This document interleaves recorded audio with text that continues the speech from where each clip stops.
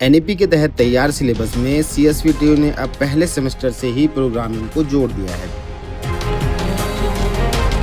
Computer science, IT, AI और data science जैसे branch में पहले स्टूडेंट्स को सी लैंग्वेज पहले सेमेस्टर में पढ़ाई जाती थी, लेकिन नए सिलेबस में सी लैंग्वेज पहले सेमेस्टर का हिस्सा नहीं होगा। इसकी जगह लेने जा रहा है Python for problem solving and logic विषय इस पहले सेमेस्टर से ही जोड़ दिया है सीएसवीटीयू ने।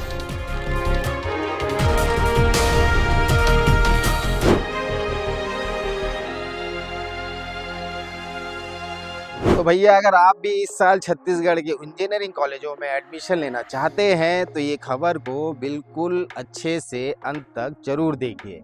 इस साल से छत्तीसगढ़ में इंजीनियरिंग की शिक्षा पूरी तरह से बदलने वाली है। इस साल छत्तीसगढ़ के तमाम इंजीनियरिंग कॉलेजों में नई शिक्षा नीति, राष्ट्रीय शिक्षा नीति, न्यू एजुकेशन पॉलिसी एनईपी लागू हो गई है। इस साल इंजीनियरिंग के सिलेबस में महा बदलाव है।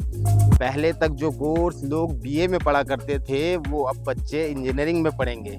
पहले सेमेस्टर में जो बच्चे पहुंचेंगे उनको भारतीय प्राचीन ज्ञान परंपरा से रूबरू कराया जाएगा।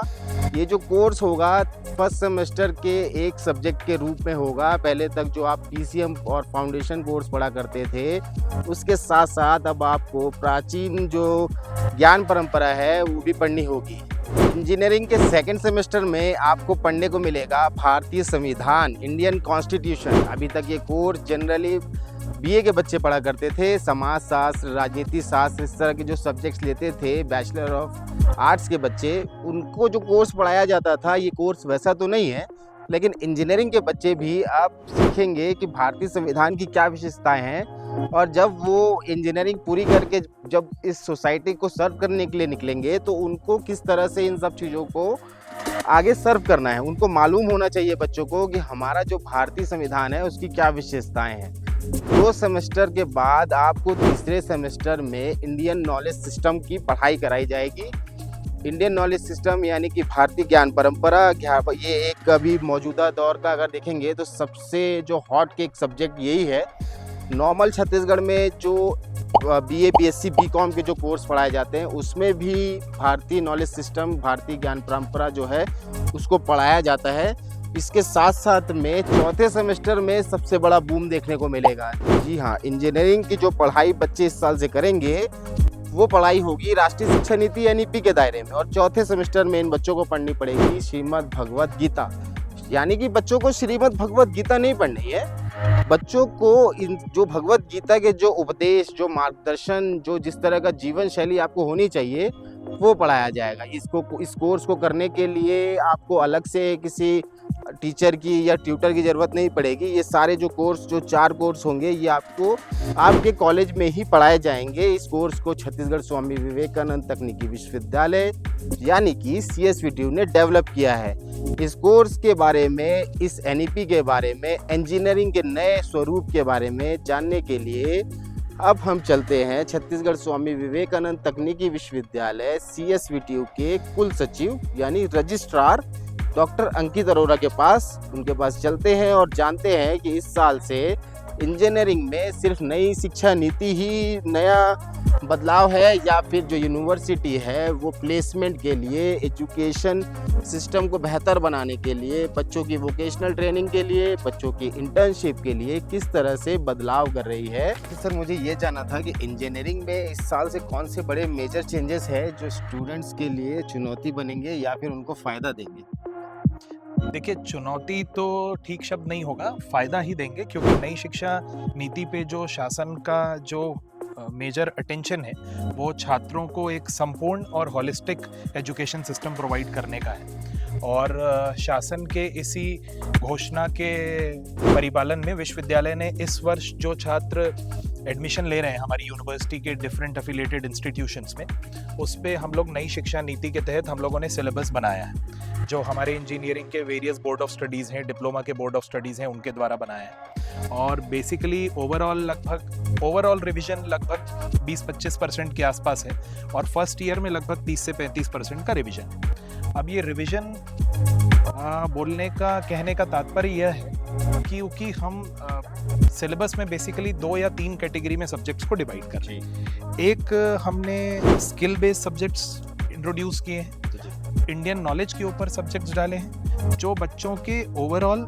ब्रांच स्पेसिफिक सब्जेक्ट्स के साथ जो एक अपलिफ्टमेंट ऑफ द पर्सनालिटी होती है, ओवरऑल इंडिविजुअलिटी जो होती है, उस पे फोकस करेगा। तो इस तरीके से पाठ्यक्रम को पूरा डिजाइन किया गया है ताकि हर छात्र जो इंजीनियरिंग और डिप्लोमा के पाठ्यक्रम में एडमिशन लेता है तो वो इससे लाभान्वित हो सके। मान लेते हैं कि किसी एक बच्चे ने इंजीनियरिंग कॉलेज में कंप्यूटर साइंस डिपार्टमेंट में एंट्री ली जी, साल भर के बाद वो क्विट करके चले गया, राइट, उसका मन नहीं है अब कि उसको इंजीनियरिंग करनी है, राइट। तो वो जो 1 साल का सर्टिफिकेट होगा वो उसको किस तरह से फायदा पहुंचाएगा? क्या इसमें फर्स्ट ईयर में तो हम जो होता है वो बेसिक्स पढ़ाते हैं जी, जनरली पीसीएम ही पढ़ाते हैं, राइट, और राइट बेसिक्स पढ़ाते हैं, अगर कोई सीएस में भी ले रहा है तो फाउंडेशन कोर्स पढ़ाएंगे जी।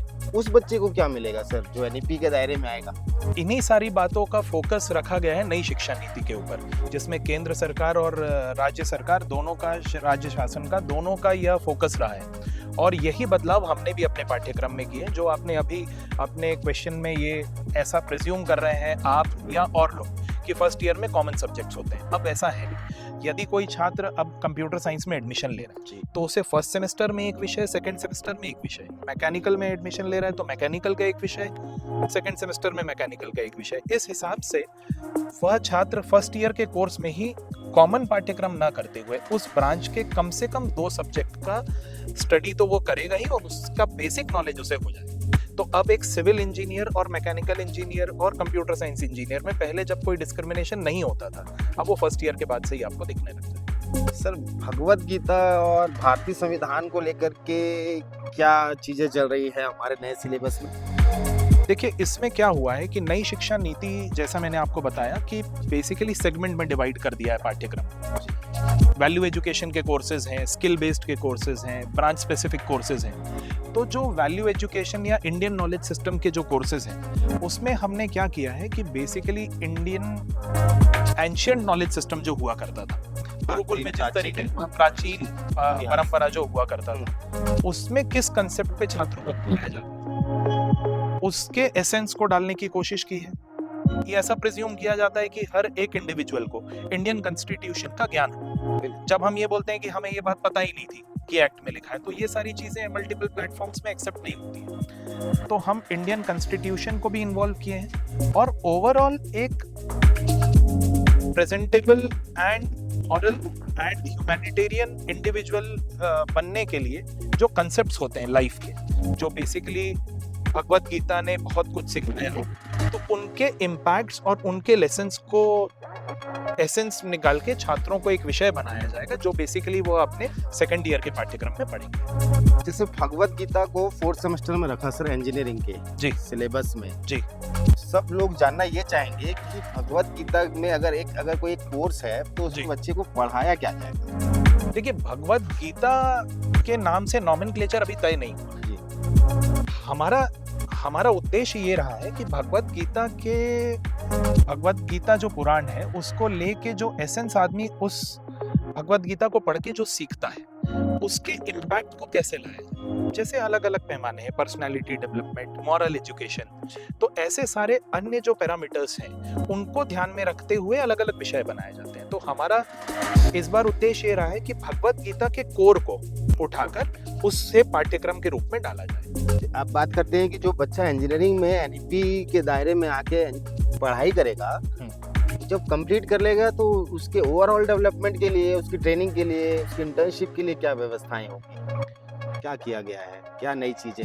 देखिए, शासन से भी इस बात पे, इस नई शिक्षा नीति पे जोर दिया जा रहा है और यह हमारा भी मानना है विश्वविद्यालय का कि इंटर्नशिप उसको आप थ्योरेटिकल से अलग ट्रीट करेंगे तो वैसा ट्रीटमेंट, उस इम्पोर्टेंस उसका नेग्लिजिबल हो जाएगा। इस बार विश्वविद्यालय ने अपनी स्थापना के बाद से विगत 2 दशक होने को आए और पहली बार ऐसा हुआ है कि बोर्ड ऑफ स्टडीज और प्रिंसिपल्स के सपोर्ट से, विभाग के सेक्रेटरी महोदय के निर्देश पे और उनके गाइडेंस पे हम लोगों ने एक गाइडलाइन बनाई है। और वोकेशनल ट्रेनिंग की गाइडलाइन में हमने ये किया कि लगभग डिप्लोमा और इंजीनियरिंग मिलाएं तो लगभग 10,000 बच्चे, डिप्लोमा के सेकंड ईयर के और इंजीनियरिंग के सेकंड और थर्ड ईयर के, लगभग कुल मिलाकर 10,000 बच्चे जो है वोकेशनल ट्रेनिंग के लिए जाते हैं, जो 4 वीक्स की है।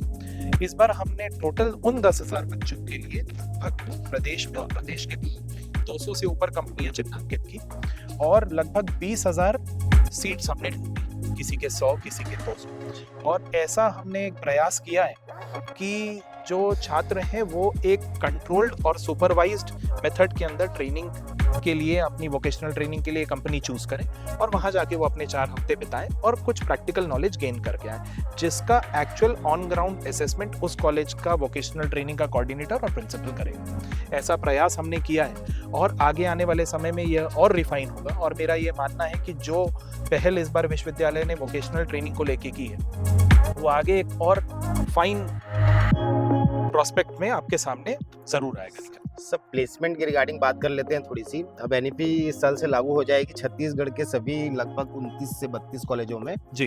तो इन बच्चों के प्लेसमेंट के लिए जिम्मेदारी तो उनकी भी बनती है, लेकिन जी। उतनी जिम्मेदारी सीएसपीटी की भी बनती है जी। सीएसपीटी अपने लेवल पे क्या कर रहा है और क्या करने की प्लानिंग है बच्चों के प्लेसमेंट के लिए? अभी जिन इंडस्ट्रीज को हमने वोकेशनल ट्रेनिंग के लिए एम्पैनल किया है जी या एनलिस्ट किया है यूनिवर्सिटी के नोटिफिकेशन के साथ, जी हमने कॉलेजेस को ऐसे निर्देश दिए हैं कि आप उन कंपनी से अपना कम्युनिकेशन बढ़ाएं। It should not be limited to the 4 weeks vocational training. हमारा ये मानना है कि जिन कंपनी में हमारे छात्र जा रहे हैं पढ़ने को, वोकेशनल ट्रेनिंग करने को, अल्टीमेटली प्लेसमेंट की अपॉर्चुनिटीज भी उन्हीं कंपनीज में मिलेगी। जी तो why not, it should be like consent and it should be a collaboration between the institute, university as well as the industry, जिसका फायदा बच्चों को हो सके। तो हम उस लिहाज से भी कंपनी को ऑन बोर्ड कर रहे हैं जो बच्चों को प्लेसमेंट की अपॉर्चुनिटी प्रोवाइड करेगी। और इस पे, क्योंकि जैसा मैंने आपको बताया कि this is the first time university has provided a notification,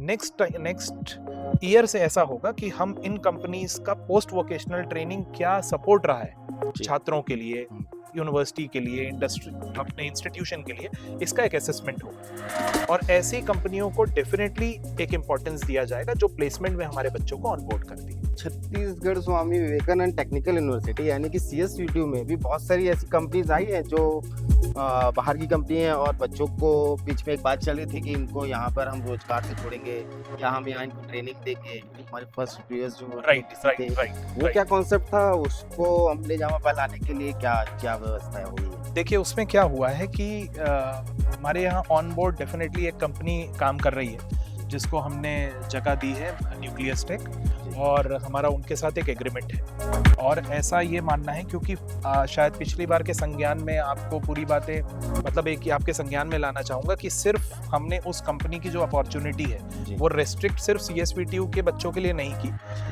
affiliated colleges के लिए भी हमने वो अपॉर्चुनिटी प्रोवाइड की थी प्लेसमेंट की। और प्रेजेंटली हमारे प्रेमाइसेस में जैसे बीआईटी या ऐसे अन्य प्राइवेट कॉलेज के भी कुछ छात्र आके उस कंपनी में ऑनबोर्ड हैं, जॉब पा चुके हैं और काम कर रहे हैं।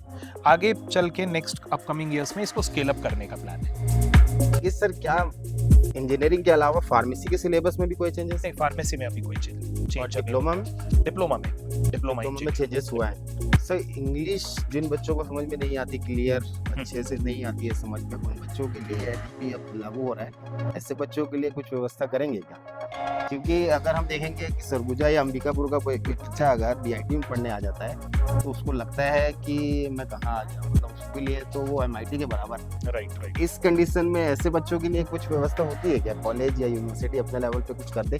देखिए एआईसीटी के गाइडलाइन और एआईसीटी का भी पिछले कुछ वर्षों में क्षेत्रीय भाषा में पाठ्यक्रम को लेके बहुत जोर है। हम लोग हिंदी भाषी प्रदेश हैं, तो हम लोगों ने भी यह प्रयास किया है कि डिप्लोमा इंजीनियरिंग के जितने विषय हैं वो हिंदी में भी साथ में पढ़ाए जाए। और आपको शायद यह जान के थोड़ा सरप्राइज होगा कि फर्स्ट ईयर के जो 10-12 विषय हैं, 5 फर्स्ट ईयर के, 5 सेकंड ईयर के, सेकंड सेमेस्टर के, तो इन 10 विषयों में लगभग 7 से 8 किताबें बोर्ड ऑफ स्टडीज ने ऐसी चिन्हांकित की है जिसको सिलेबस में टेक्स्ट बुक या रेफरेंस बुक में डाल रहे हैं, और ताकि जो पाठ्यक्रम हमारा है उससे रेलेवेंट जो टॉपिक्स हैं वो उन बुक्स में कवर हो सकें। और हमने इस चीज़ को प्रमोट करने के लिए हमारे जितने एफिलिएटेड इंस्टीट्यूट हैं उनमें भी एम्पैनल या नॉमिनेशन का रिक्वेस्ट मांगा है और उसमें भी हमें अच्छे खासे नॉमिनेशन मिले हैं। जितने हमारे एफिलिएटेड इंस्टीट्यूट हैं उनके टीचर्स के सब्जेक्ट वाइज नॉमिनेशन मिले हैं और मुझे ऐसा लगता है कि सेकेंड ईयर में जो सब्जेक्ट्स होंगे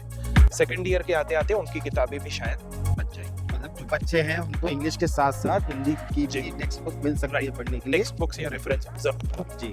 तो आप थे डॉक्टर अंकित अरोरा, छत्तीसगढ़ स्वामी विवेकानंद की जो विश्वविद्यालय CSVTU उसके आप रजिस्ट्रार हैं। तो आपने उनसे जान लिया कि किस तरह से छत्तीसगढ़ में इस साल से टेक्निकल एजुकेशन का जो पूरा सरमाया है वो बदल जाएगा। आगे की बातचीत जारी रखेंगे। इसके अलावा मैकेनिकल में भी बदलाव हुए हैं। मैकेनिकल में अब स्मार्ट मैन्युफैक्चरिंग फॉर इंडस्ट्री 4.0 विषय पहले सेमेस्टर में ही पढ़ा दिया जाएगा। अन्य ब्रांच में भी कुछ बदलाव किए गए हैं। जो कोर ब्रांच होती थी कंप्यूटर साइंस की, उसमें इसको लेकर के अगर अपन देखें तो AI और जो डाटा साइंस सब्जेक्ट था उसमें कंप्यूटर नेटवर्किंग सिक्योरिटी सर्विलेंस विषय जोड़ा गया है। पहले ये जो विषय था वो 5वें सेमेस्टर में पढ़ते थे, जिसको आप फर्स्ट सेमेस्टर में ही पढ़ लेंगे। इसके साथ इलेक्ट्रॉनिक्स और कंप्यूटर इंजीनियरिंग ब्रांच में भी बेसिक ऑफ कंप्यूटर नेटवर्क विषय जोड़ा गया है। डिग्री के साथ CSVTU डिप्लोमा प्रोग्राम को भी अपडेट कर रहा है। डिप्लोमा में कई सारे स्किल बेस्ड विषय जोड़े गए हैं। अब पहले सेमेस्टर के जो स्टूडेंट्स होंगे वो फंडामेंटल ऑफ कंप्यूटर्स और IT की पढ़ाई कर लेंगे। वहीं दूसरे सेमेस्टर में उनको एनवायरनमेंट जो होता है पर्यावरण का पेपर देना होगा। इसके साथ इंजीनियरिंग वर्कशॉप और एसेंशियल ऑफ ऑफिस एप्लीकेशन का सब्जेक्ट भी पढ़ना होगा। तो इस वीडियो के जरिए अगर आपने कुछ भी नया सीखा या आपको नई मालूमात हुई तो इस वीडियो को लाइक और चैनल को सब्सक्राइब कर दीजिए। आपके एक लाइक और एक सब्सक्राइब की वजह से हमें हौसला मिलता है कि हम इस तरह के ही नए एजुकेशनल वीडियो आप तक ला सके जो आपकी जानकारी को और बढ़ाए।